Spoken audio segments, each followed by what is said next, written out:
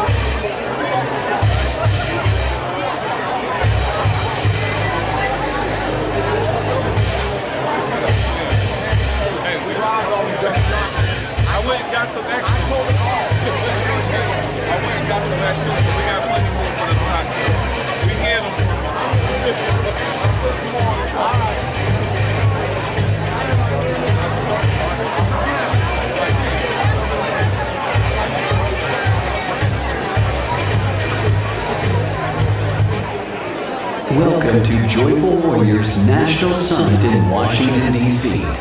Please welcome to the stage, co-founder of Moms for Liberty, Tiffany Justice.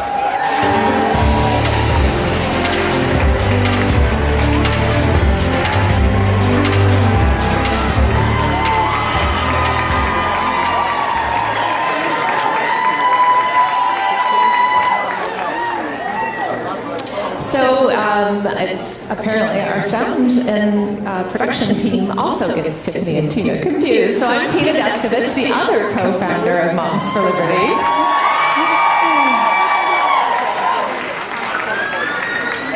It's an honor to be here with you tonight. I think so far we've had 2 really great days at our Joyful Warriors National Summit, and I do want to remind everyone who the OG Joyful Warriors are for all of the media and all of America that's watching tonight. Who are the original Joyful Warriors? We are!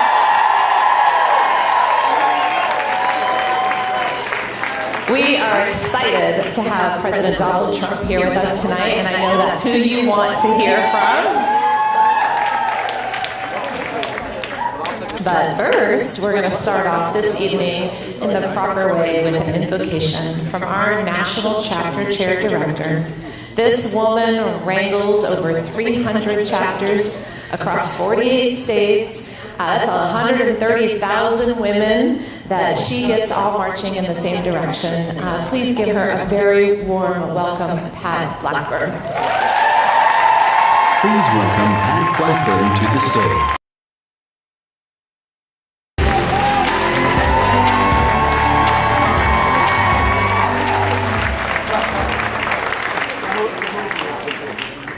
Well, hello everyone. I get the pleasure of leading you in the invocation. And I am the Sunday school teacher at my church. And I always tell my children, when I pray, I'm leading you in prayer. That means you're praying too. So as we pray, please do also pray with me. Let us pray. Our Father God, we come to you with heavy hearts, hurting hearts, and hopeful hearts. We beg you, our Creator, our Sustainer, our Savior, to lend your ear to us. Our hearts are heavy, God. Our hearts are heavy from the chains of sin. Forgive us. Forgive our government for policies contrary to your word. Forgive us for ignoring that you are God and there is no other. Forgive us for placing ourselves and our own desires above the purpose you created us to glorify you. Oh God, convict us, forgive us, and deliver us. Our hearts are heavy and hurting. We hurt watching our children suffer. We see them being led astray in our schools. We mourn as they are abused and taken advantage of and manipulated and indoctrinated to accept lies instead of truth. Our children are made to call unrighteous things good. We, as their parents and grandparents, fight for them and their future. We are fighting to raise them in the way they should go. We fight through persecution. And what an honor to be persecuted for the cause of Christ. We are persecuted, but we are not forsaken. We are cast down, but we are not destroyed. Praise to you, God, for hope. Our hope that is found in Jesus Christ, who left heaven to suffer for us so that we can have an eternity with you. Our hope is found in the promise that while on earth, he will never leave us or forsake us. That hope lives in us. It convicts us to stand for such a time as this. And we fight to return our country to the principles in which it was founded. We pray for every righteous candidate from the school board all the way to the Oval Office. Give them wisdom, conviction, courage, and give them victory. We thank you for this hope. And we thank you for modern day miracles like the one we watched where you spared President Trump from an assassination. And that assassin will go down in history as a failure while we give you the credit and the honor for preserving this man who has promised to fight for us. We know you hold us in your hand, and we know you have a plan. And so in faith, we humbly pray in Jesus' name, God bless Donald Trump, God bless Moms for Liberty, and God bless America. Amen.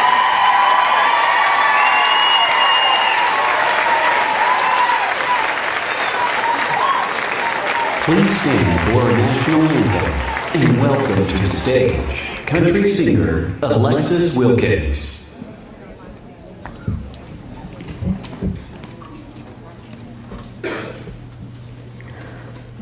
Oh, say, can you see by the dawn's early light what so proudly we hailed at the twilight's last gleaming, whose broad stripes and bright stars through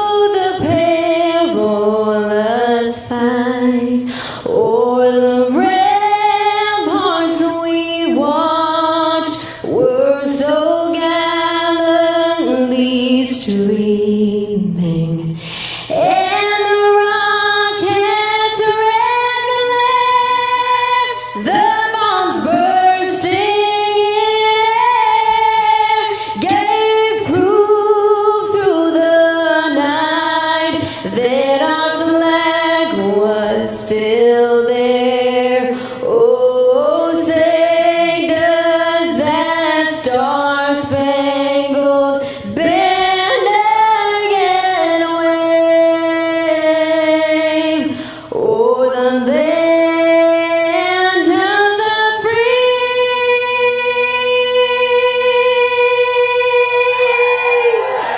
and the home of the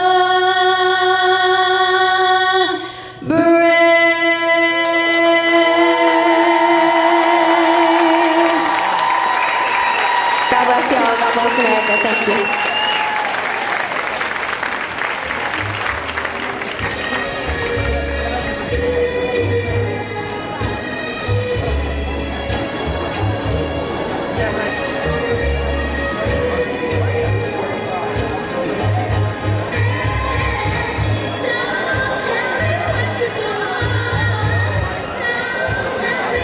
Say, and please, when I go out with you,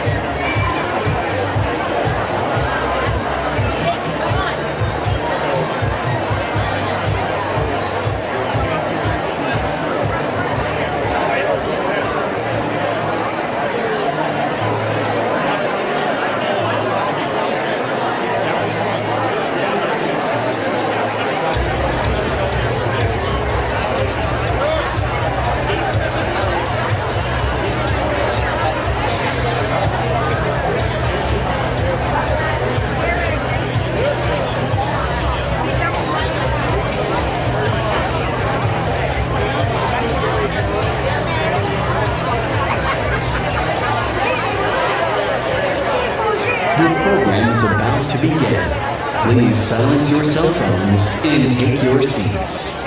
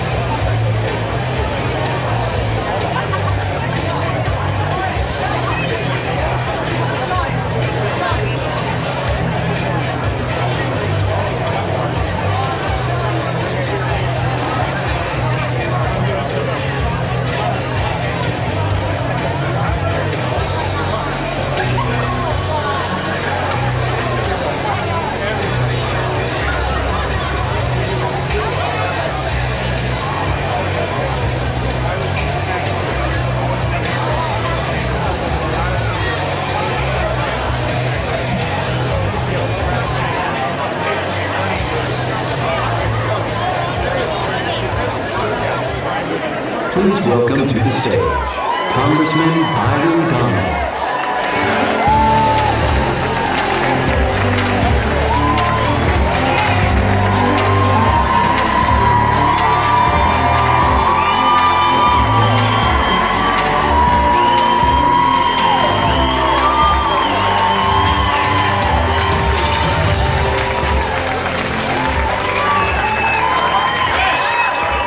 Hey, I know you. Don't look away. Look right here. I know you. You see, stay right there. Don't move. Stay where you are. Moms for Liberty. It is great to be with you at your national summit. And I've been told that this national summit is about being joyful warriors.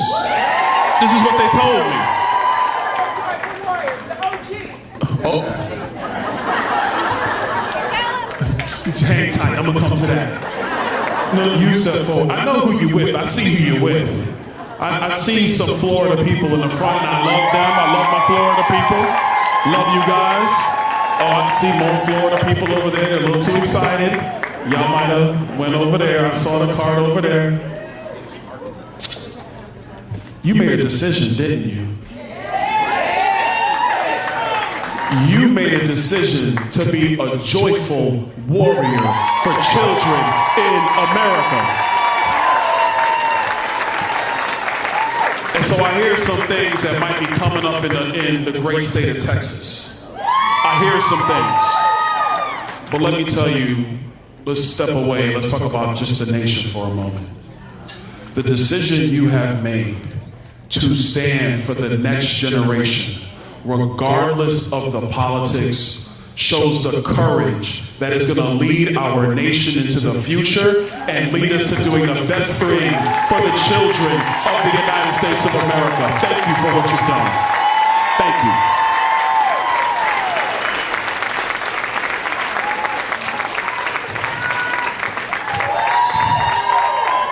I had no idea that was going to happen. But I got an idea of what's going to come up in a little bit. But first, I want to tell you guys a story. I want to tell you the story that gets talked about a little bit in bios. It's about a little kid from New York City. And this little kid was told by the public education establishment that he needed other substances in order to be calm and be quiet, to just go along with what the public school system in the city of New York said was best for him. But that little boy had a mother, and that woman who's tough, super tough. She stood for her son because she believed that her son had true promise and true ability, and she decided to do the hard thing, the tough thing, was to fight for her child no matter what the public school establishment said about her child.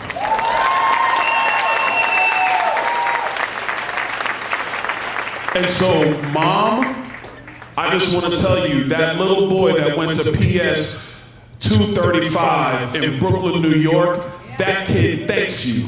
Because now I stand here on this stage with the joyful warriors of Moms for Liberty.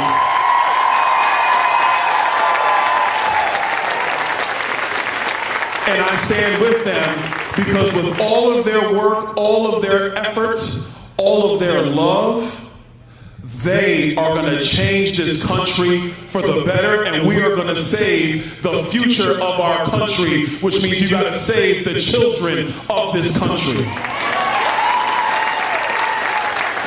So, without further ado, I want to introduce to you a lady who has made all of this possible with another friend of mine from the state of Florida who's sitting right over there. Tina, don't think I don't see you, Tina. I see you. Tina Descovich doesn't like doing this, but I respect it. But Tina, you and the lady I'm about to bring up, you guys had a vision for what is possible to demonstrate to mothers all across the country that you can stand for the future and you can be effective doing that. So thank you for your work. And ladies and gentlemen, coming to the stage, Tiffany Justice.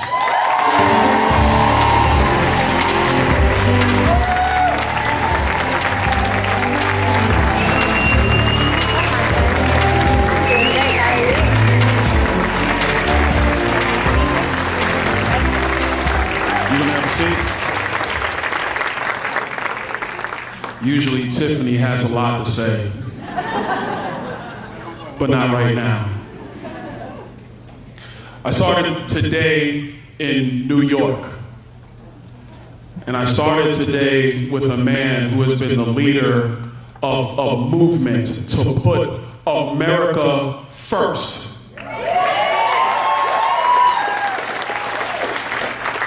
And people see the interviews, they see the rally speeches, they see the truths and the tweets.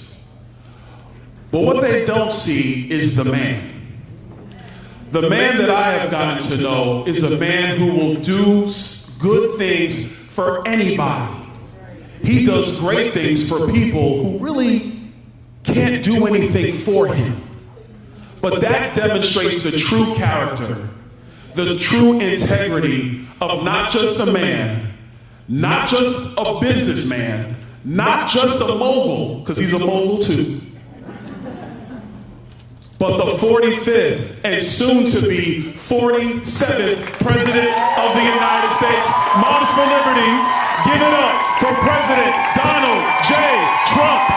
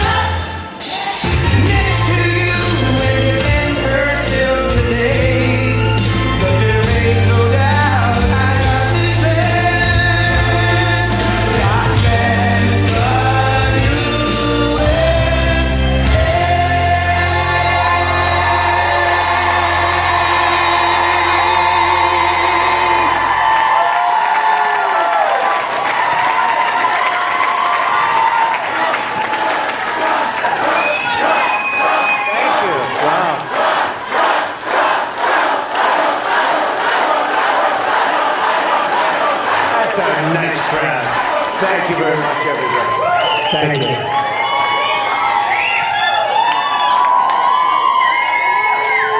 I love you here at Western Shore. Thank you so much. Well, thank you so much. And it's an honor to be here. It's a nice group. We just left Pennsylvania. We had a big rally and a big speech. And I said, okay, that's it for the day, right? No, sir, you're going to D.C. now. Congratulations. But it's when I heard exactly the group, I knew it anyway. But when they reminded me this was it, this is so important. The job you've done is incredible, really. And it's an honor to be here. Thank you. Mr. President, we just want to say how thankful we are that you're doing okay. What a scary day that was in Pennsylvania, and you are looking great, and we're so happy that you were able to join us. You and I were talking a little bit backstage, and you were sharing with me a lot of the concerns you have about the border and what you're seeing happen with illegal immigrants across the United States. And I thought I'd give you an opportunity to talk a little bit about that to start off. Sure, because you're talking about moms and you're talking about family, such a big factor for you, just about everything. And when you look at what's happening in our country, this is so tough. You know, it's one thing you don't drill oil or you don't do something that you can do with the new group coming in, but millions and millions of people, 21 million people, I think the real number is. That you hear 13, 14, 15, like that's not a big number, but it is, but 21 million people. And many of these people are criminals. Many of these people are coming out of the roughest countries in the world, and they're coming from all over the world. They're not just coming from South America. You know, everyone thinks they're coming from like Guatemala, El Salvador. They're coming from Mexico. They're coming from everywhere. I was speaking to the Border Patrol. They said in the last 12 months, 159 different countries were represented by people having come in illegally. And that's some number. But these are tough people. They're coming out of the jails. They're coming out of the mental institutions. They're coming out of prisons. And they're coming, I mean, they're just coming out of, there's a difference between a prison and jail. It's subtle. But I say that they come out of mental institutions and insane asylums. There's a difference there also. And they're coming into our country at levels that nobody's ever seen. And I've been saying for 2 years that this has got to stop. I've been saying for longer than that, but for 2.5, 3 years I said this has to stop, and now it's catching up with us. And you see what's going on in Colorado. I don't know if anybody got to see Aurora. I mean, they're taking over the city, they're taking over apartment complexes.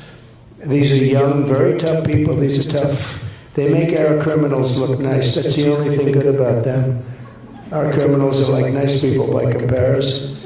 And if you saw the Colorado thing, and this is happening all over, just not Colorado, but the Colorado thing caught the imagination because there were many of them with the biggest weapons that you've ever seen. And these came from Venezuela, which is emptying out all of its criminals. You know what? Venezuela crime is down like 72%. Because they're bringing all of their criminals from Caracas and everywhere else. They're bringing them to the beautiful USA. Thank you very much, Venezuela. We appreciate it. And we're allowing it to happen because we have open borders. And again, this is happening with every continent. We have Africa well represented, coming out from the Congo. 22 people came in recently from the Congo. Where do you come from? We come from prison. What did you do to get into prison? We will not tell you. Bad stuff. And we have them here. No intention of bringing them back. None whatsoever. And they're all over the country. But now what they're doing, you know, if you think 21 million, so you say a certain large percentage of them are bad, because when you empty out your prisons and you empty out your mental institutions, it's a lot of people. It's bigger than most armies are in our country, if you add them up totally. So we had 159 countries, let's say, but we have massive numbers of people. And what happened in Aurora today is incredible, because they basically have just taken over a swath in the building, and the people are petrified. The people living in the building, they're leaving. And when they tell the police about it. I mean, the police, they don't need AK-47s. That's a very powerful weapon. I learned a lot about weapons over the last 6 weeks. There's a big difference between different weapons. But they're coming in with very powerful weapons, and the police, you have a few policemen that are saying, wait a minute, we're totally outnumbered. Plus they have guns that are, many times the power of what we carry. We don't carry rifles and machine guns and things like they're wielding around pretty freely and know how to use them. And this is affecting our schools because we want to talk about schools. And they're taking over schools. We have MS-13 gangs. They're the toughest gangs, they say, in the world, probably are. I got them out by the thousands. I took them out by the thousands. Obama couldn't get them out because the country wouldn't allow them to come back in. They were putting airplanes, big airplanes on the runways so you couldn't land the planes. They'd have to come back to the United States loaded up with these same people that they were supposed to take out. And I got them to take them by stopping aid, $750 million to different countries.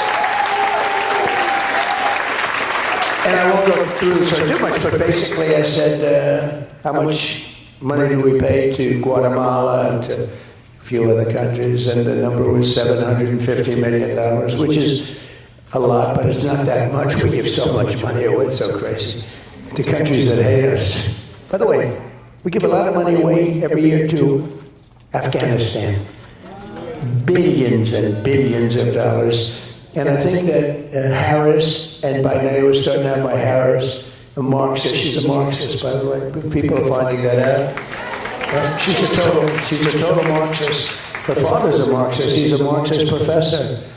He teaches, I guess, the economy from a Marxist perspective, and he taught her well. But when you look at what was happening, you couldn't get the people out. And when I said you're going to get these people out of here, the general came to me, sir, they won't take them back. Who won't take them back? The countries from where they came. And they would put airplanes on the runway, they'd block up the bus routes, they'd block up everything, so we'd bring them back, and you couldn't bring them back, Tiffany. So it's such a horrible thing. And I said, how much aid do we pay them, sir? We pay them $750 million combined. I said, that's a lot of money. It's a lot. Well, tell them we're not paying them anymore. It's effective immediately. Yes, sir. And they told them that. And the following morning, I come into the beautiful Oval Office, that Resolute desk, which is so beautiful. Now Biden goes around using that. He didn't even know the name of the Resolute desk. Now we talk, I sit behind the Resolute desk. He doesn't even know what the hell it is. This guy. That's a beauty. Boy, I tell you, did they do a coup on him? Anyway, so I said, tell them that's not happening. So the following morning, I get to the office and I get a call from 3 countries, let's not use names, and all very smart leaders. I'd be doing the same thing if I were them, to tell you the truth. I'd say, empty out my prisons, dump them into the United States. Don't ever let them back. And I would be doing it every bit as much as them. I don't blame them if they can get away with it, but they should be able to get away with it. So I said, you're not going to get the money. They call me up. They say, sir, I understand. And I know all 3 of them. I know all of them. I know all the leaders. They're all at the top of their game. And we have a bunch of deadweights, okay? We are being taken advantage of as a country so much. I've never seen anything like it. So they said, essentially the same conversation. Sir, good morning, sir. I understand there's a problem, sir. You have to understand, this has gone on for 10 years. They wouldn't take their people back. They wouldn't take MS-13 back. They dumped them in our country, wouldn't take them back. I said, well, you're sending them up in the caravans and other ways, and you're not taking them back. You're never getting any more money from the United States. Sir, we would like to take them back. We would love to have MS-13 back with us. We think that's wonderful. Anyway, they made it very easy for us to get them back, and we took them back by the thousands, and we took also a lot of others back. And then these clowns took over the country, and everything closed up. And by the way, they're paying them now $4 billion, I understand. Can you believe it? And they don't take them back. It's just so sad to see what happens. They're paying much more money than I was talking about. They raised it. They actually felt it was good to pay them more. They said, why? They said, economic development. It's not economic development, it's the development of a dictator. Because they keep the money, they're not doing any economic development. We have the dumbest people in history running our country. Okay? The dumbest in history. And we have to get these people. So we brought back it all. But what's happening to our country is being poisoned. And your schools and your children are suffering greatly because they're going into the classrooms, they're taking the seats, and they don't even speak English. It's crazy. And we have our people that aren't going into a classroom. We have students that were there last year. They're not allowed into the school this year. They're not allowed. It's crazy. We have our veterans sleeping on the streets, and we have illegal immigrants coming into our country living in luxury hotels above where the veterans are. It's so reverse of what it should be. So I know you love New York City. I'm from New York originally. My dad grew up in Brooklyn in Flatbush. Yeah, New York. But like many other cities in America right now, it's a city in decline. You were in New York when Mayor Giuliani really did great reforms. Right. He was such a great mayor. And, he also fought for a lot of things that he should have. Hey, he was right about the laptop from hell. He was the one that came out. Rudy was right. Rudy was right about a lot of things. They have a hat. Trump was right about everything. But Rudy was right about a hell of a lot. He was right. He was the first one to see the laptop, I guess. And he revealed what was on there, and everyone hit him hard. He's actually a very brave guy, but he was a great mayor, and he took over the city when it was in really bad shape and very dangerous, and he made it the safest big city in the country, and made it beyond that. It was a vibrant city, and now it's got tremendous problems. And in all fairness, look, you have hundreds of thousands of illegal migrants here. How do you do it? You can't run it. I read where they're spending billions of dollars. I thought New York had no money, and yet they're spending billions of dollars of money, and it's not given by the federal government. So how are they doing this? The city is suffering, and they're all suffering. No city can take in, when you think that 21 million people came into our country, that's bigger than New York. 21 million people came into our country. No country can take that. Nobody can withstand that. It's going to bring us down. And in addition to that, many of these people are hard criminals. And we have to get them out, and we're going to have deportation at the highest level we've ever had. As a higher level, the highest deportation was a pretty moderate guy, but Dwight Eisenhower, he hated that our country was being swamped. And Dwight D. Eisenhower, president of the United States, a good president, good general. He won because he's a general. And, generals, by the way, I know a little statistic. So, of the presidents, 92% were politicians, and 8%, before me, 8% were generals. And then I came along. And I don't think any rich guy will ever do it. They're looking at Trump, they say, I don't know. They all wanted to do it. They said, if Trump can do it, I can do it, I can do it. But they see what you have to go through, they say, maybe I won't give it a shot. So let's talk a little bit about family, because we really feel at Moms for Liberty that family and parental rights are under attack in America. All of America got to meet your granddaughter Kai at the Republican National Convention. It's very obvious that you love being a father and a grandfather. So I'd love to know why you choose and continue to choose to work with your children in business and politics. And do you have any advice for people with working with your kids? Well, I've always liked it. I don't know that I'll be doing it very much politically because I think it's been very unfair to them. Like, Ivanka was she could have done anything. Great student, great, beautiful girl, beautiful everything. She was a perfect person, worked hard. She gave up. Do you remember the Ivanka line? I loved those shoes. Please tell your daughter. She made great shoes. She was making so much money with that thing. I say, what the hell is going on? It was so hot. And then I ran for politics. And the truth is, she wanted to come. She pretty much gave it up. It was really good. Great shoes, great everything.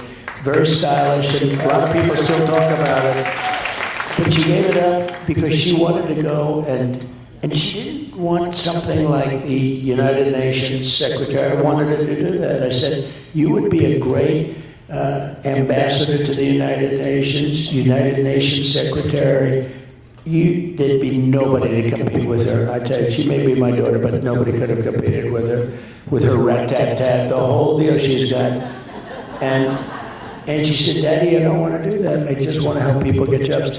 And she would go around, not a glamorous job, but she felt so good about it. She would go around to see Walmart, to see Exxon, to see all these big companies, to hire people. And she had hired like millions of people during the course of her stay. And I mean, always there was nothing ever good. It was just very tough. I think if she were a Democrat, it would have been, it's much easier to be a Democrat, let me put it that way. Apparently, you don't have to take any interviews. That's right, you don't have to do anything. We saw that the other night. And you won't see too many more interviews, and I have a debate coming up with this one. And she didn't want a debate. She didn't want a debate. They were not happy about it, but they got the network that they wanted. This network is the worst of all. George Slobodanopoulos, you know. But they are the worst in terms of that. So they wanted the network. And you know, it was like with Biden. They came to me, they wanted to do a debate. I said, isn't it a little bit early? Like, you know, we just started. Do you want to do it now? Yes, so yes. And they thought that if they said it was going to be Dana Bash, who last night was extremely easy. There was no like, why aren't you doing this? Or why did you say 1,000 times that there'll be no fracking in Pennsylvania, and then all of a sudden say, oh, we'll have fracking? It felt like a multiple choice quiz. You would give her like several answers that she could have given. They were feeding it to her. I was surprised, actually. I mean, I was surprised she didn't do a lot of interviews, but she's not good at it, I guess, and they knew that. They knew something that we didn't know. I think she would have been better off if she just did interviews, even if they weren't great. It would have been better than, because now everyone's watching, and now we see she's defective. She's a defective person. And we don't need another defective person as President of the United States. We just had that.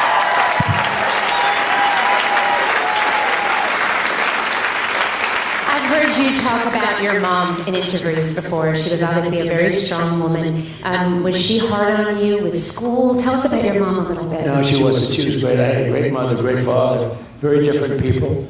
My mother came from Scotland. And she came over to this country. Is other people from Scotland? You know, actually, that's hidden. Do you know that some of the biggest, smartest, most brilliant leaders in business come from Scotland, and nobody knows it? Or at least, you know, their parents came from Scotland. But Scotland did very well in this country. I'll tell you, it's very, like, we have people, and I know that one group, they're a very successful group. No, she came from Scotland, great place, and she came over just for the summer, and she was 19, I guess, and she met my father, and they had a very long marriage. I said, I'll never top you on that, Pop. You know, you always want to be a little bit better than your father if you can, a little more, and my father loved that. You know, some fathers don't like it. When you have a father that doesn't want his son to be a success, well, you got a problem with a father. But there are plenty of them. I've seen plenty of them that make it actually hard for the son. But no, I had the opposite. I had a father that loved what was happening. But they met, they fell in love, they got married, and they were married for 6.5 decades. Wow. A long time. I said, Pop, I'm not going to be able to beat you with that. But anyway, and they had just a great marriage, very different people. But they had a great marriage, very, very strong marriage. So I want to talk to you a little bit about The Apprentice. We talk a lot at Moms for Liberty that we're in the middle of a cultural revolution in America. People like to be dismissive and say it's a culture war, but truly the culture is being changed. I look at you as a president and perhaps our next president, hopefully our next president. That's right. And you are a cultural icon. So you had The Apprentice. It ran for, am I right, is it 14 seasons? 14 seasons, 12 years. We had actually one season where it was on for 3 times during the season. That means they liked it. But it was basically 12 years and 14 seasons. Yeah. How do you think you kept the audience that long? Well, it just worked. I mean, we had Mark Burnett is great producer. He did Survivor. And he came to me, and they rented the Wallman Rink. He wanted to rent it for the finale of Survivor. So it had like this jungle setting facing New York City, right in the middle of Central Park. It was gorgeous. It was beautiful. And he invited me. I didn't know him, but he was a young producer. He was the producer of the Survivor. And it was hot because Survivor was a very successful show on CBS. And I went there and said, wow, this is great. I rented him the rink, so I wanted to see it also, but he invited me. I went there and watched the show. And he said, I really invited you because I have a concept of a show. And it's sort of Survivor with the asphalt jungle aspect of it, right? The Apprentice. And he told me, and I said, wow, that's interesting. He said, I'll only use you. There's nobody else I want to do it. If you don't do it, I'm not going to do it. So I thought about it. And I had an agent from a very big agency, and he said, don't do it, you don't do it. There's never been a business show in history that's been successful. Business shows are not successful in prime time. There's never been, I guess, a business show successful. I said, well, this isn't really a business show. It's a sort of a different kind of a show than a business show. It's got a little business to it, but really it's more than a business show. He said, don't do it. He was a very respected guy, actually. He was a good guy, but he told me not to do it, don't do it. And then I made the deal with ABC, and the deal was done. And then Eisner, you remember Eisner, previous guy a while ago, he's heard about the deal, and he broke the deal. He said, I can make a better deal than that, so let's make a better deal. And I got angry about it, and so did Mark Burnett. And everybody wanted us. They wanted us. So we got a call from Jeff Zucker, of all people, from, at the time, from NBC. Then he was heading up NBC. They were having a real drought. They hadn't had a top 10 show in a long time. And they were not doing well. And I'll never forget, we walked into his office. He took the key out of the door and threw it under the chair in Rockefeller Center. He locked the door. He said, you're locked in. We're not going to leave the room until we have a deal. So we made a deal. And ABC was not happy about it. Actually, the man from ABC that made the deal with us, top person, I think like the president, he quit over this. And he quit. He said, we made a deal with these people. And he was second guessed by Eisner. And he actually quit. And there was a lot of anger about it. But we made a deal with NBC instead of ABC. We did have the original deal with ABC. Anyway, it goes on television. And the first week it was like at number 10, which is very, very hard. And by the way, the agent told me, you've got to break the deal. You're going to be embarrassed because you're going to have a total failure, and you're going to be embarrassed. So it goes on, it opens at 10, which is amazing. And NBC was happy because now they have a top 10 show. And then it went through various things like number 8, number 7, it got progressively better. And it finished up as the #1 show on television. I'm sitting there, can you believe this? I mean, you remember, it was just I watched The Apprentice. We love the show, yeah. The finale actually had, of that season, had 42.5 million. It was second to the Super Bowl. It was always the Academy Awards, and we beat the Academy Awards. Since then, the Academy Awards has gone to hell. It's incredible. You know why? Because all they do is, political stuff. They destroyed it. But, so it finished up, and #1, and I'll never forget, and I enjoyed it. I said, I had the #1 show, and I didn't even have an agent. And so I get a call from the agent. I'll never forget, 6 o'clock in the morning, he called me. He says, I want to congratulate you. Show's #1. I said, yeah, it is. Thanks a lot. I appreciate it. He said, could I come over and see you? I said, why? He said, so we could work out a fee. I said, you told me not to do it. There's no way I'm paying you a commission. You told me they wanted to get a commission. I said, there's no way. I said, if it was up to you, I would have never done it. I got the #1 show. You said I couldn't make it. So there's a little things, but it was successful for years. It just did well. And then around the 13th, actually the 12th season, they put me into a poll with a real stiff named Mitt Romney, total stiff. This guy's bad news. He's worse than a rhino. And he was running, and they just put me into a poll. I think it was NBC, and I was watching Meet the Press actually, and with Sleepy Eyes Chuck Todd. Did you ever hear of him? He's a sleepy guy, isn't he? Sleepy Eyes, another beauty. So they put me into a poll, and in the poll I go to #1. I'm rated #1. Romney's a distant second or third.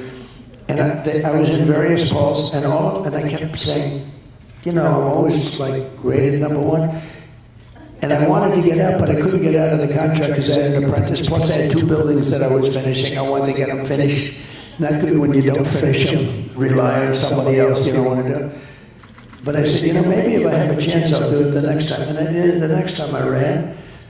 And we had 17 people. It was a rather violent series of debates, if you remember, right? Rosie O'Donnell, only Rosie O'Donnell. That was a tough one. Only Rosie O'Donnell. You've said this and that. I won't use the terms. You've called women this and that and that, and a lot of it was show business related. I said, only Rosie O'Donnell. The place went crazy. And the second question I got was Brett Baer. He said, this was a Fox one. And he said, please raise your hand if you will not support the winner of the group of 17 people, whoever wins the nomination. So I raised my hand. I was the only one. I said, I can't say for sure I'm going to support. I don't like certain other people. I don't know them. A couple of them I do. Do you remember that? Those were my first 2 questions. Only Rosie O'Donnell, and I raised my hand. And I said that. I was honest, and the place went crazy. So actually, there were 2 of the more interesting. They were the first 2 questions I had. I went through a lot of debates. I went through like 14, 15 debates then. Then we had the debate with crooked Hillary Clinton. Remember that one? Oh, that was pretty good. Who doesn't remember that debate? That was a pretty good one. Crooked Hillary, she was a crooked one. And we had, So politics has been very interesting. It never stops, right? Then we had the debate last time with Sleepy Joe Biden. How did he do? He was sharp as a tack. I would just like to say, I thought you handled yourself so beautifully in that interview. I have to be honest.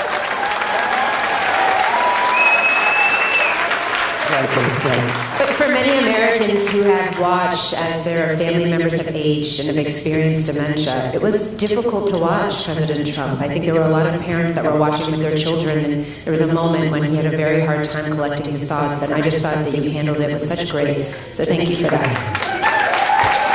Well, I was a little surprised, and I was surprised by a lot of things. So I came on the stage and I looked, and I looked at him just for a brief moment because I really didn't look at him. I didn't want to look at him. I was angry at him because I think he's done a horrible job for the country. I think he's been the worst president we've ever had, and that includes the worst vice president. She's been rated the worst vice president, and don't forget, she was last in terms of getting the job. She competed for his job, and I think they had 22 people or something, and she was the first one to quit. She bombed, and she quit, and then all of a sudden she's now running. And from my standpoint, I spent $100 million fighting Joe Biden, and even during the convention, we're only talking about Biden, and then we're not fighting him anymore. We're fighting somebody else.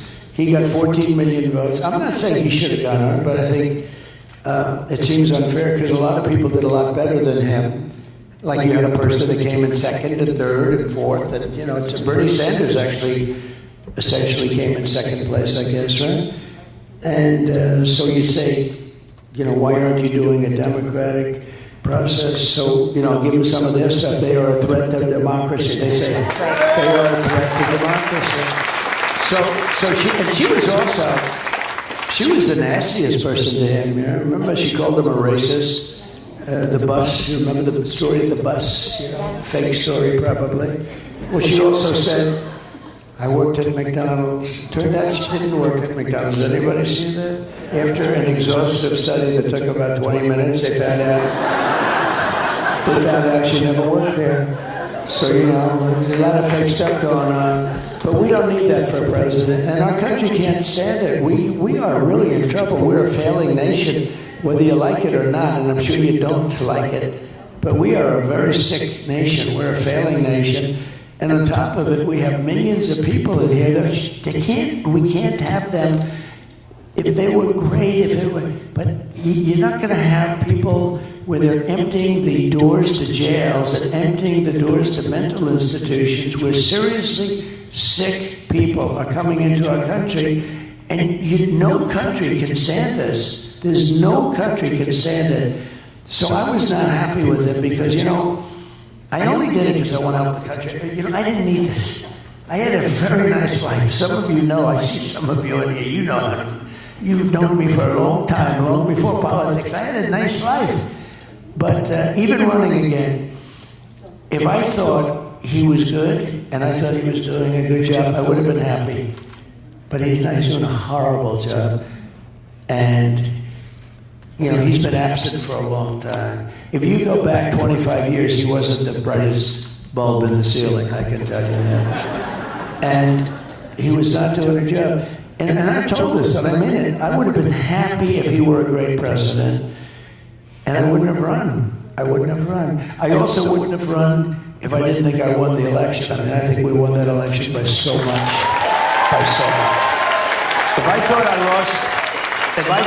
lost that election, I absolutely wouldn't, I wouldn't have run because I would have lost the election. But I think we did phenomenally. Honestly, we got millions of more votes than we did in the first election. We did great in the first one, we won. And I was told we got 63 million votes in the first election. I was told that if we get 63 million votes, same number, there's no way we can be defeated. I got 10 or 12 million votes more than anybody had ever got. We got the most votes of anybody, of any sitting president in history. And he beat us by a whisker. And it was a terrible thing. They used COVID to cheat. And it was a terrible thing. And then I watched, and I thought it was very, very sad because of, the election it brought great division to the country. But I watched, and I saw how bad things were. I saw the border, the open border, and everything. I found out about the open border when we built hundreds of miles, and then we had a little bit more that I was going to add because there were certain areas that you needed it. And we had everything fabricated, very expensive wall. Those walls are expensive. They're steel, concrete, and rebar. And they have a lot of wiring in them for all sorts of security equipment. But it's very expensive stuff. It's exactly what Border Patrol wanted. They have anti-climb bars and everything on them. So we did them. It could have been erected in 3 weeks. And they kept saying, we're not going to do it. And then I realized they weren't going to do it. And they sold a bunch of that wall for 5 cents on the dollar.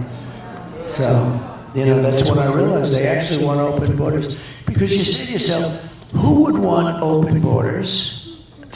Who would want men playing in women's sports? Just think of this stuff. No, but who would want that? All the things. Kamala Harris, apparently. Yeah.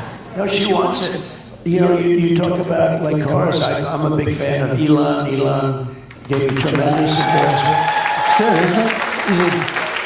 You're going to have to send a rocket up to get those people out of there. It's crazy. It's crazy. I said, when are you sending a rocket up? Well, Elon is a very different kind of a guy. As he thinks, he talks. Whereas a lot of people, they want the words to be perfect and all.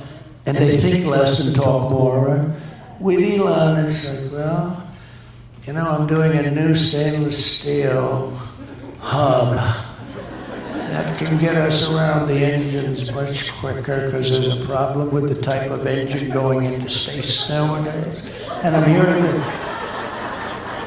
And, but in the end, I think we can have a good hookup because of the new foils that are coming up. And I'm hearing everything that's going through his mind.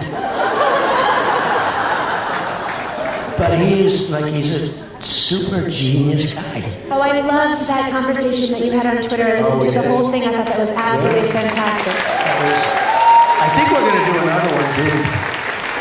They had a number, like I heard 750 million. They had a number that was so crazy and large. And we had a good time. We talked for 2.5 hours. And, it was the number one ever. There's never been anything like it in terms of people listening or watching or whatever.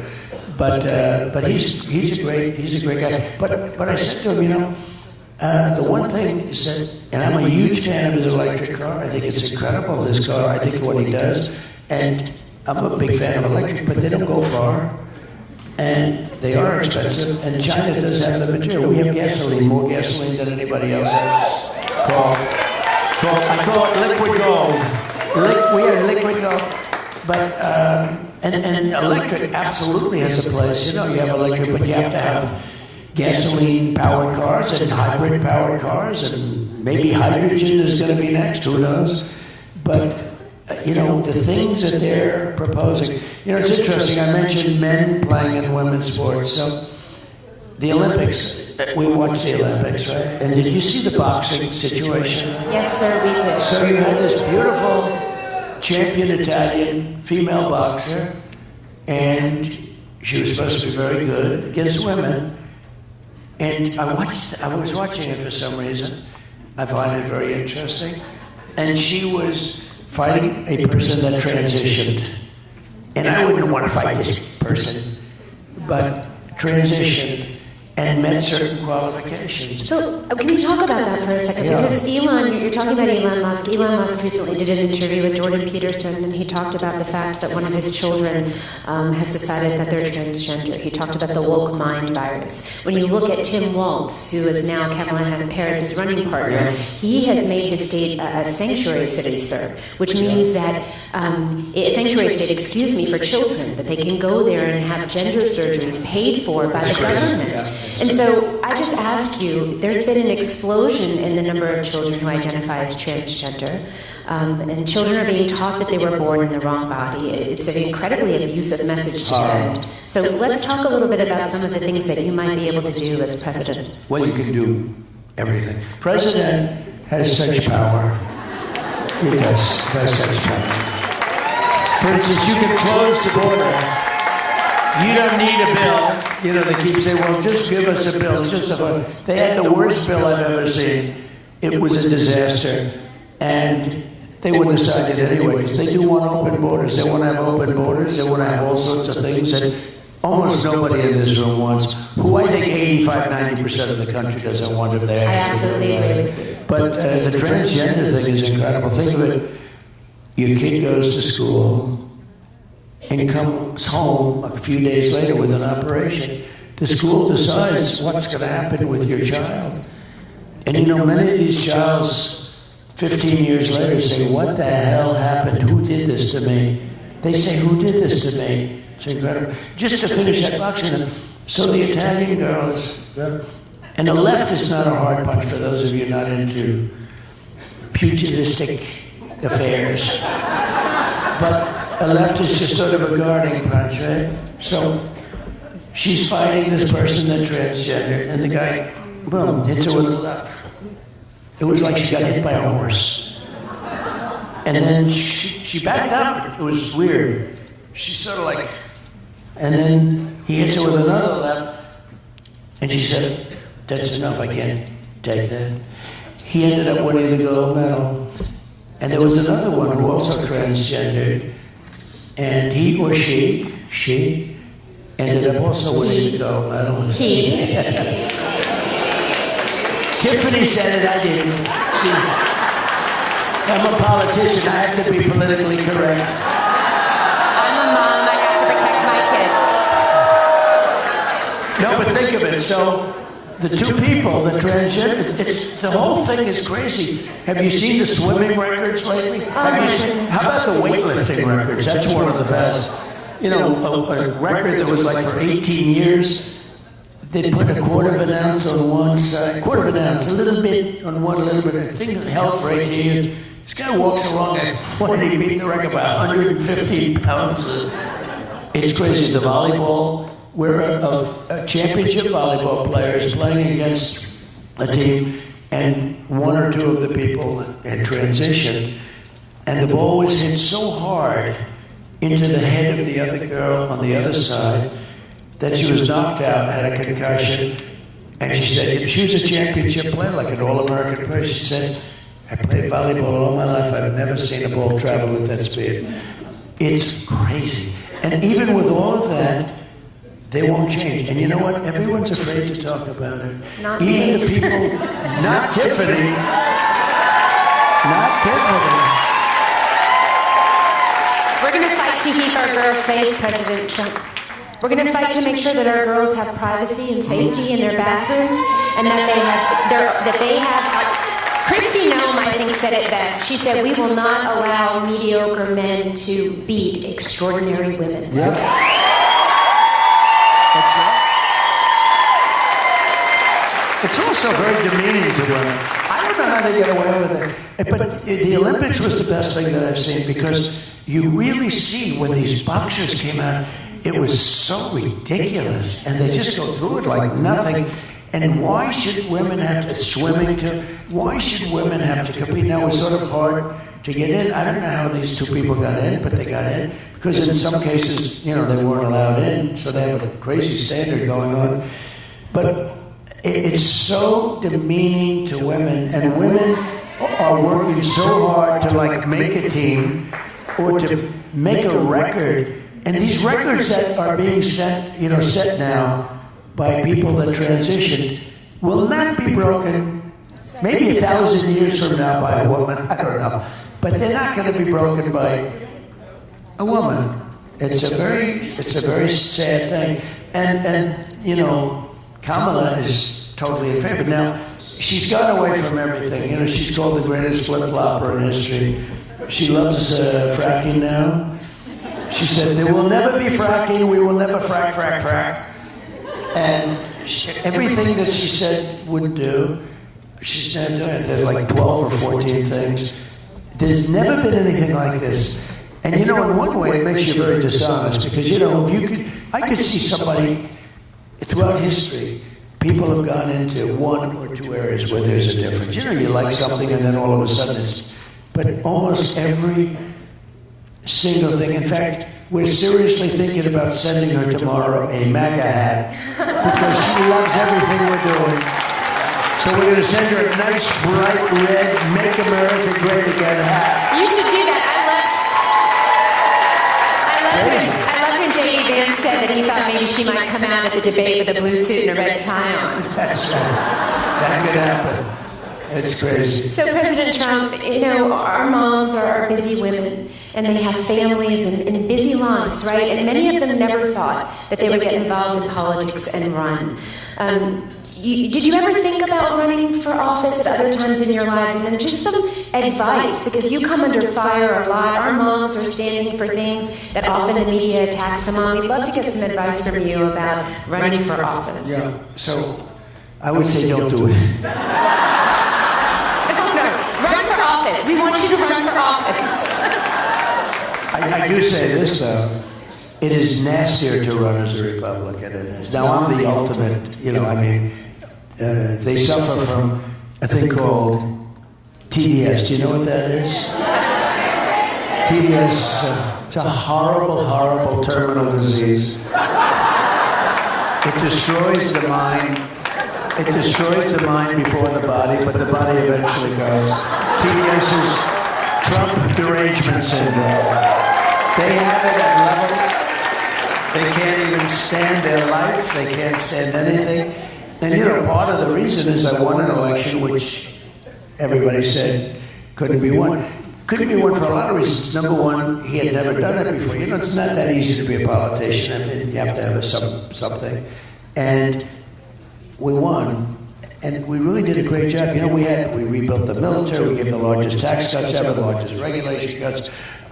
In terms of health, we did something that was amazing. We had right to try. You know, we have the greatest scientists in the world, greatest doctors in the world, greatest laboratories in the world, better than anybody else, much better than China. China's very good, but much better. Acknowledged. And we have things to fight off diseases that will not be approved for another 5 or 6 years, that people that are very sick, terminally ill, should be able to use, but there was no mechanism for doing it. And I got everybody into a room. The insurance companies didn't want to allow it because they're terminally ill. They don't want to do it because then they'll get sued for somebody dying even though they're terminally ill. The states didn't want it. The government didn't want it, the federal government. Most of all, the doctors and the labs didn't want it because they didn't want to say that we're going to try to make somebody better. They didn't get better. Now everyone's going to say whatever it is doesn't work. And I got them all into a room, everybody, and I said, here's what we're doing. You're going to sign these documents. Nobody's going to have liability. If somebody wants to come, because you know they'd fly to Asia, they'd fly to Europe, they'd fly. If most of them didn't have money, they'd go home and they'd die. It was a hopeless situation. But if they had money, they'd go to Asia, they'd go to Europe. We have much better technology. And what happened is I got everybody in a room. I said, listen, there's not going to be any liability. People are going to sign a document that they're not going to sue the country, they're not going to sue the state, they're not going to sue the doctors or the medical platforms, they're not going to sue anybody. They just want the drug. And we have saved thousands and thousands of lives. It's amazing. It actually worked out differently. The drug companies now are like it to a certain extent because it's the ultimate test. Somebody's terminally ill, and all of a sudden they get better, and it's happening with thousands. And I got that done. They've been trying for 60 years to get it done, and we got it done. They don't have to fly away. And it's really had the reverse. People were finding cures to things. That when a terminally ill person, a person that's almost ready to die, goes in and starts taking something, and now all of a sudden that person gets better. It's an amazing thing, and we save thousands of lives. So we've done a lot of.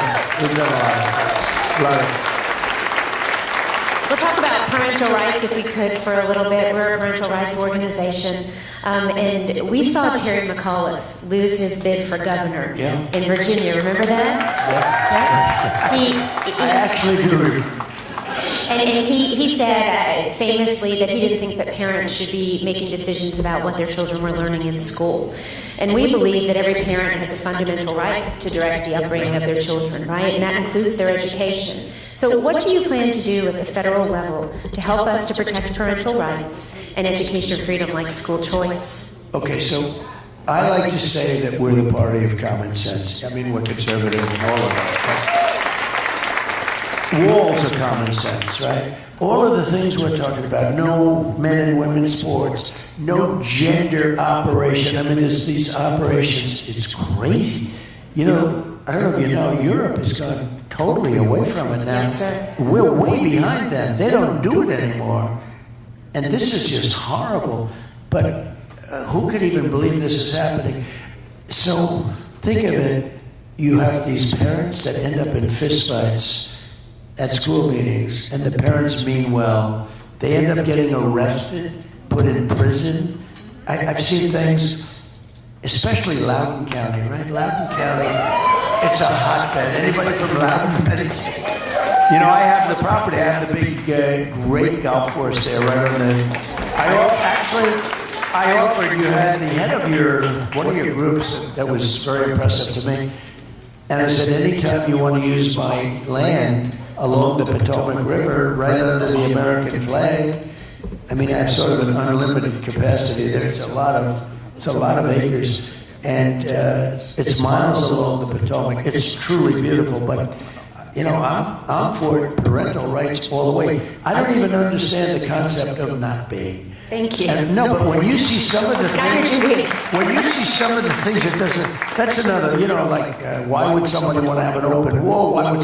When you see some of the things that they want people to do in these school boards, and they become like dictatorships, and the parents are screaming for the life of their child, a lot having to do with transgender, a lot having to do with a lot of other things. You've got to give the parents truly love the kids, okay? Some of these people on the boards, I think they don't like the kids very much, what they're doing. So you have to give the rights back to the parents. And I can't imagine it. Well, okay, this administration has been the opposite. This administration, it's like the FBI goes after the people. They're like it's some kind of an insurrection. It's Yes, sir. crazy. They called us domestic terrorists, President Trump, Can for you believe speaking it? out at school board meetings. Well, we'll change that on the first day, I promise you.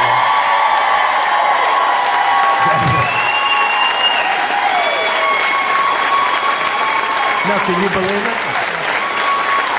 You are not a domestic terrorist or a terrorist. We do have terrorists coming in, and they're coming in by the thousands, but you're not one, Tiffany. Thank you We'll very get much. that changed. And you know, the president can do that very easily. But you just wonder, where's the mindset to take the parents' rights? I see those meetings, and it does seem like Loudoun has a lot. You know, that Loudoun is the ultimate example of it. It's so vocal. But tell the people in Loudoun County, if you would like to be on the Potomac River, beautiful, having a picnic and talking about taking your rights back, where you're allowed to say, could my son study a little bit of arithmetic instead of something else? Could we teach the kids to read? That's correct. That's right. Yeah, let's teach them how to read, please. So, let them know that. That would be my honor. Absolutely will, and thank you for that. We appreciate the support. So, Tina Deskovich, the co-founder of Moms for Liberty, and I, we do a lot of interviews, and there's a lot of international interest, specifically Japan. We get asked for a lot of interviews, and we were talking with a reporter, and we said, why is there so much interest in Moms for Liberty in Japan? And he said, we are watching America's light dim. And we're very concerned, and we want to know what you're doing about it, and you guys are doing something. And so I feel like America is slipping back from the freedom and liberty and the beacon of light that we've been. So how will you take us forward? We're a nation in decline. We are. And it's because of the people that we have leading our nation. We are a nation. I say this, and I said it a little bit in 2016, and I meant it. We had a bad border, but it was like unbelievably good compared to what we have now. I mean, we had a bad border, but it was a regular bad border. This is a border the likes of which there's never been anything like it. This is a horrible. Many people are killed coming up in the caravans. It's rough stuff. You go through snake country. You go through. It's just these. What happens? And by the way, remember I said rape when I first came. Well, rape is. Massive percentages of women are being raped and just beat to hell coming up in the caravans. I say this, look, this is a very sophisticated audience. Mothers give their girls big bottles of birth control pills because they know bad things are happening to their daughters coming up. And we're allowing it to happen. We're telling them, come up, we're going to give you education, we're going to give you this. We're getting them to come up. If you say the border is closed, and it is closed, people aren't going to even come up. Those journeys up, when you talk about death, many people are dying, especially women.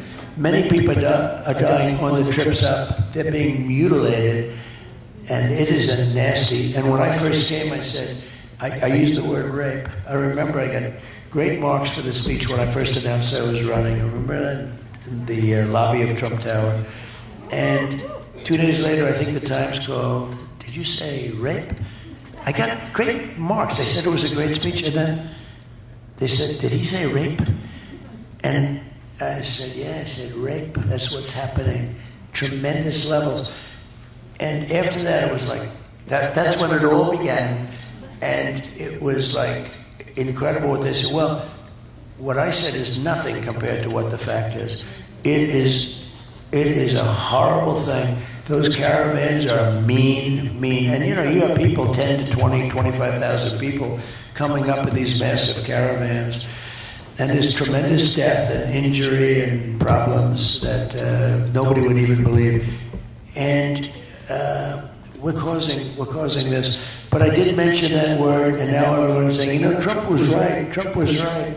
but you have to go through hell, and you have to say it. And, you know, I respect you so much because you speak up. Like you said, no, we're all for that, right? Very few people would say what Tiffany said a couple of moments ago about something that was a little bit controversial, that shouldn't be controversial at all, but they just wouldn't do it. So when you said that, I said, that's refreshing to hear.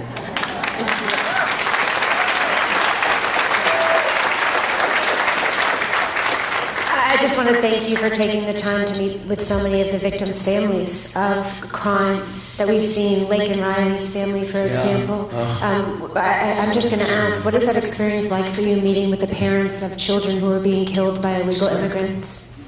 It's terrible. They're being killed by illegal aliens. You know, there's no correct term, because any term you use, they criticize you. You shouldn't use the word alien. You shouldn't use the word migrant. They want to take all the words away so that you can't talk about the subject anymore. That's exactly right.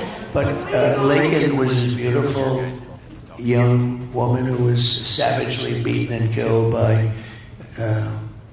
a migrant. But there are many of them. There are many of them. I can tell you the parents will never be the same.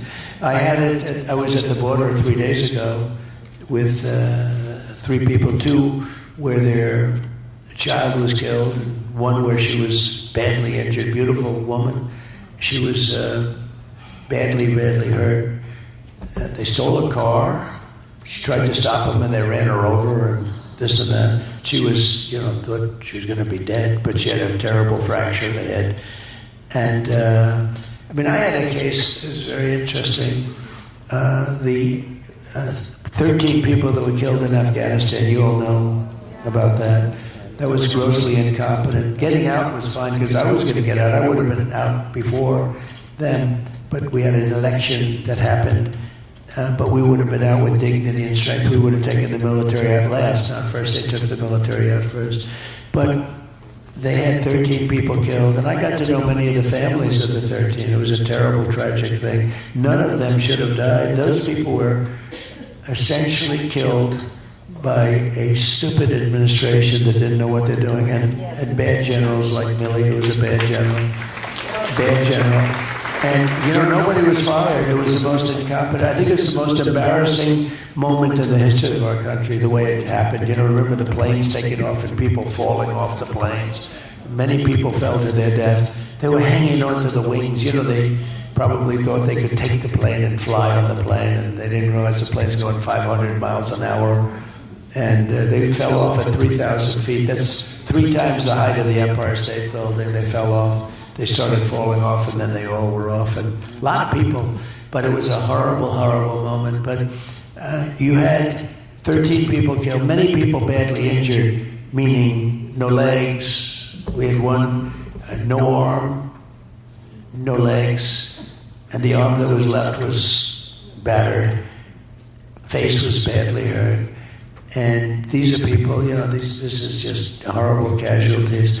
But I got to know the people. I felt very badly, and they viewed me as their president, frankly. And I don't want to do anything about it. I don't want to say that, but they viewed me.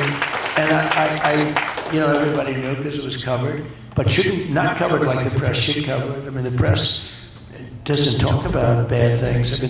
They don't talk about what happened in Afghanistan anymore with the Taliban, with that horrible leaving. It wasn't the leaving. It was great to leave because, they were there for like 20 years, and we were leaving, but we were going to keep Bagram, which is one of the biggest Air Force bases in the world, and we were keeping it not because of Afghanistan, but because of China, because it was 1 hour away from where China makes its nuclear weapons, so we were keeping that. And it would have been fine, but it was time now to turn it over. Despite the threat to democracy, I did turn that over. I didn't say, they said, he'll never give it over. These people are crazy. They're crazy. But anyway, so I gave it over, and they took over. And I didn't have anybody killed in Afghanistan for 18 months. I had a long talk with the head of the Taliban, who's really the boss. And his name is Abdul. And I said, Abdul, don't do it. Don't do it. And you don't do it. And he said, but why, sir? Why do you send me a picture of my home? Abdul, you'll have to figure that one out. But why do you send me a picture of my home, Your Excellency? Call me Your Excellency. And he was fine. Look, I said, you can't do it. You can't do it. You hit any. They had snipers that were killing our people. Our wonderful soldiers, snipers from a long distance. And we didn't lose one person in 18 months. And then we had this catastrophe happen, which should have never happened. We had them in good shape, but we had to get out. It's ridiculous that we were there. And we left $85 billion worth of equipment. You know, they became brand new equipment too. Equipment that I bought. They left brand new goggles, tanks, planes. We left it there instead of taking it out. I remember when Milley told me, General Milley, he's one of the woke guys, you know, he was saying, you know all about him, he's bad general. But he was saying, sure, I think we should leave the equipment behind. I said, why? Because I was talking about getting out. And I was going to get out. I brought it down to the number of men, but we had to keep Bagram. You got to keep the Air Force, the big base. Built many years ago for billions and billions of dollars. But he said, sir, we should leave the equipment behind. Why? Well, it's much less expensive. I said, wait a minute. We got a $150 million airplane, and we could fill it up with a little gas, a tank of airplane fuel, and fly it to Pakistan or fly it all the way back home. You think it's cheaper to leave it? And it's a new plane? You think it's cheaper? You think it's cheaper to leave Army tanks where we can put them in a trailer? And take, yes, sir, it's cheaper. I said, this guy is really bad. It's true. And that's when I lost total respect for the guy. I didn't have a lot because you never got good news. I want people where there's good news, you know? Like the general I used to knock out I knocked out 100% of ISIS. It was supposed to take 5 years. It took about 4 weeks, right? We have a great military. I tell you, I had a great general in charge of that, and he knocked the hell out of him. He said, sir, I can do it in about 4 weeks. I said, why didn't they do it before? Sir, they didn't want to really fight. They wanted to be politically correct, sure. But it was amazing. We have, I just say to this room, we have a great military. And our real military is not going to be woke. You couldn't convince them to be woke if you screamed at them all day for the next 10 years. But the guys on television are woke, and a lot of the top people are woke, but they'll all be gone pretty quick. They're going to all be gone. You get them out. When I was in Milwaukee, I got to meet some of the Gold Star families. And we had a big problem. So I was called by these families. There were probably 4 of them. There was also somebody very badly injured with the legs and everything. And they asked me, would it be possible 2 days ago, right, to go to Arlington National Cemetery to celebrate the life of their children who had been killed 3 years ago. And this was the whole thing, the whole disaster in Afghanistan, where they set off a bomb and probably 500 people were killed altogether.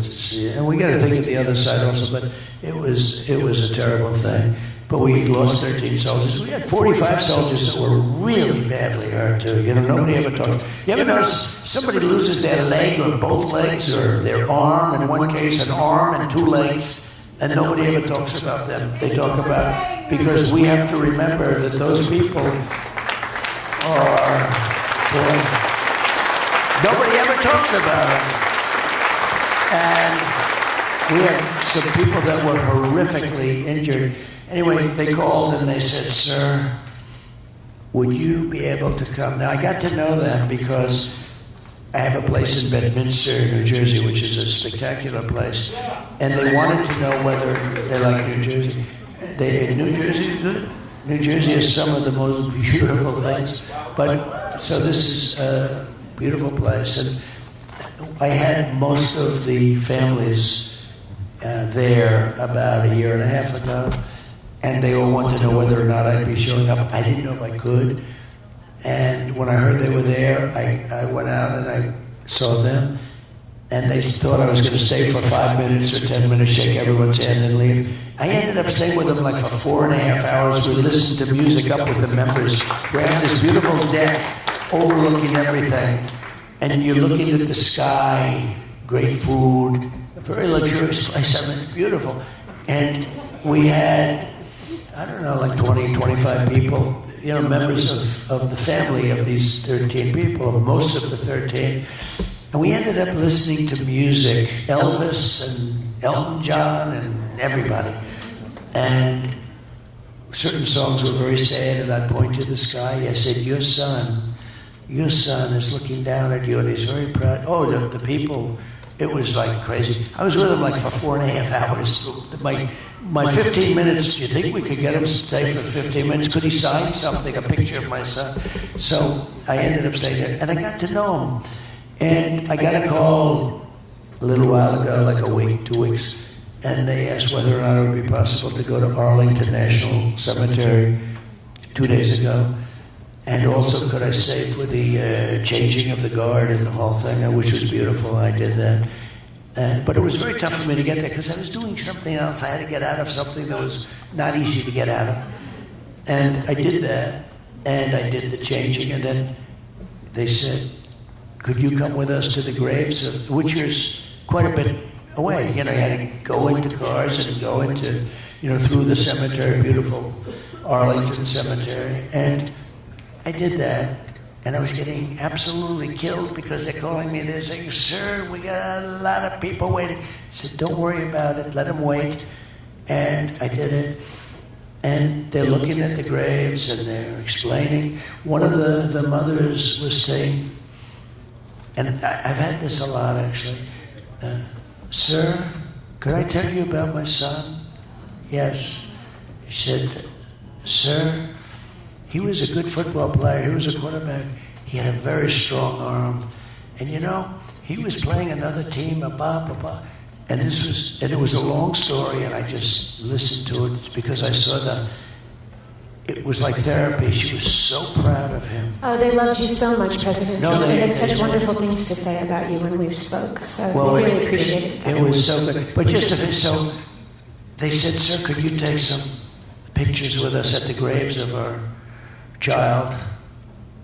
And, the child, because the child may be 22 or 24, but that's their child, right? They're not saying at the grave of the man. There's nothing political or anything. This was their child. This was their baby. Could you take a picture with it? And these people are devastated. These people can never, ever be the same. And it was all because of Biden, okay? I'll get in trouble.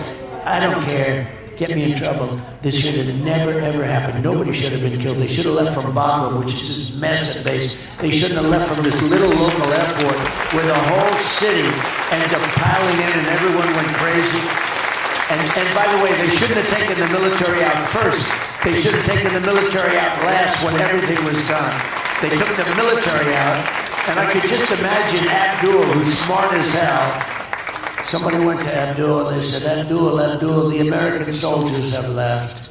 He said, you're a stupid man to say that. Of course that didn't happen. No, Abdul, they've left. I could just see it, the conversation. Then he found out they left. He said, I can't believe it. And once they left, they had a field day. What they did to us was incredible. But they kept everything. But thanks.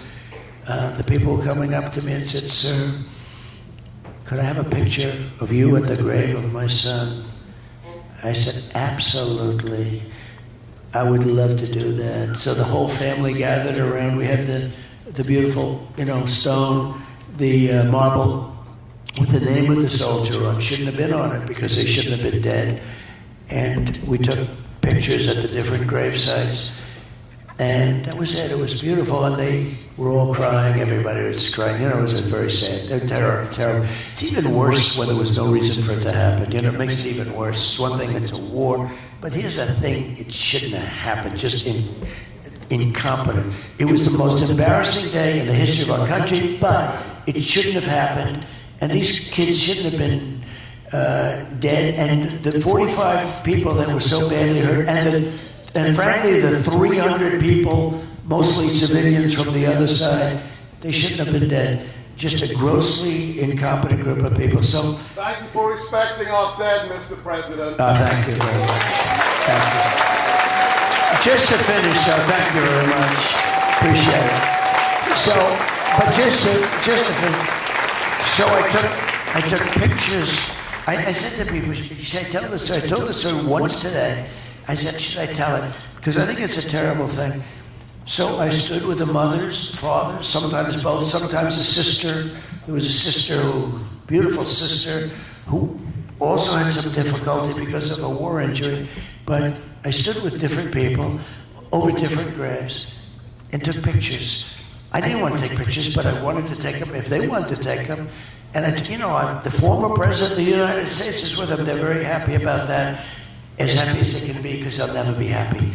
And I took pictures, and that was it. And I left, and we said goodbye, and it was beautiful, actually. And then I get a call that night, sir, we're getting a complaint from the White House that you used the soldiers for publicity pictures and for public relations. And I said, I can't believe it. And I said, I can't believe it. So here's a guy that he killed those people, okay? These people were killed by Biden as far as I'm concerned. And then I get a call, and I'm taking pictures. These are pictures with parents, etc., sisters, brothers, people that are laying in the ground right there, shouldn't be dead. And I get a call, and I actually got a lot of bad publicity. They said, President Trump spent time at Arlington National Cemetery taking pictures of things. It's just so disgusting. And I'll tell you, if you haven't noticed, I get a lot of publicity. I don't need that publicity. I don't need that publicity. It doesn't. I get a lot. I get too much. I'd like to have half the publicity. I want to hire a PR person to get me half the publicity, all right? But it's not really what you hire PR people for. But I just thought it was such a terrible thing. So I just want to tell you, I think it meant an incredible amount to them. I know it did. They've spoken about it. And thank you for loving the American people. Thank you for working to make America great again. Thank you. So we thank you for your time today, spending time with us. I want to tell you, Moms for Liberty is a nonpartisan, nonprofit organization. And we only endorse in school board races. But I want to tell you personally, sir, that I endorse you for president of the United States. Wow, thank you, Tiffany. That's really nice. Wow. I didn't even expect that. Thank you, Tiffany. Thank you.